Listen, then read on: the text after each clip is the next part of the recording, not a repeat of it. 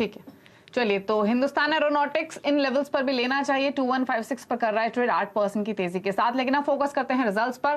Fortis healthcare के numbers अच्छे रहे हैं। सीक्वेंशियल बेसिस पर कंपनी की आय 8%, मुनाफा 50% ग्रो हुआ है और मार्जिन में भी सुधार आया है। और इन्हीं नंबर्स पर बातचीत करने के लिए कंपनी के एमडी और सीईओ आशुतोष रघुवंशी हमारे साथ मौजूद हैं। आशुतोष जी नमस्कार, स्वागत है आपका। मैं सीक्वेंशियल बेसिस पे ही आपसे समझना चाहती हूँ, नंबर्स तो अच्छे दिखाई दे रहे हैं, लेकिन अगर हम दोनों जो मेन सेगमेंट्स हैं आपके, हॉस्पिटल बिजनेस और डायग्नोस्टिक बिजनेस, दोनों की परफॉर्मेंस जानना चाहे तो सीक्वेंशियल बेसिस पे क्या ग्रोथ और क्या इंप्रूवमेंट दिखी है? आपने कहा उसमें काफी प्रोग्रेस हुआ है सीक्वेंशियली। पिछले साल फर्स्ट क्वार्टर और फोर्थ क्वार्टर में कोविड का काफी इम्पैक्ट था, जिस कारण से जो इलेक्टिव वर्क है उस पे काफी असर पड़ा था। तो वो अब क्योंकि चला गया है, इसलिए हमारे ऑक्यूपेंसी रेट्स वगैरह भी इम्प्रूव हुए हैं हॉस्पिटल में। आरपॉप रियलाइजेशन में भी इम्प्रूवमेंट हुआ है। कुल मिलाकर रेवेन्यू में अगर पिछले साल की तुलना में देखा जाए तो करीब 18% प्रोग्रेस हुआ है और एबिटा करीब 17.4%, 208 करोड़ पे हुआ है। जबकि डायग्नोस्टिक सेक्टर में थोड़ा हेडविंड्स देखने को मिल रहे हैं।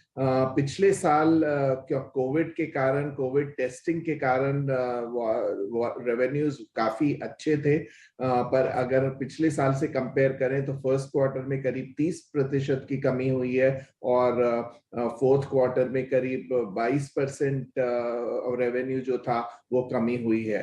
तो कुल मिला के अगर देखा जाए तो इसमें बोथ एबिटा और रेवेन्यू दोनों में गिरावट आई है। रेवेन्यू में करीब 24% और एबिटा में करीब 53% लास्ट ईयर के कंपैरिजन में। बट कंसोलिडेटेड बेसिस पर अगर हम देखें तो हमारे रेवेन्यू में 6% की प्रोग्रेस हुई है, जबकि एबिटा एक तरीके से म्यूटेड है, -4%। अच्छा, इस क्वार्टर में ऑक्यूपेंसी लेवल्स कहां रहे हैं?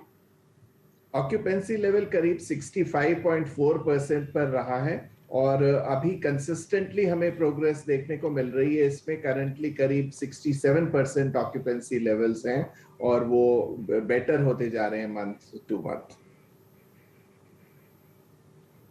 ओके, तो फिर आउटलुक क्या है ऑक्यूपेंसी पर ही जो 65% के आसपास है फिलहाल?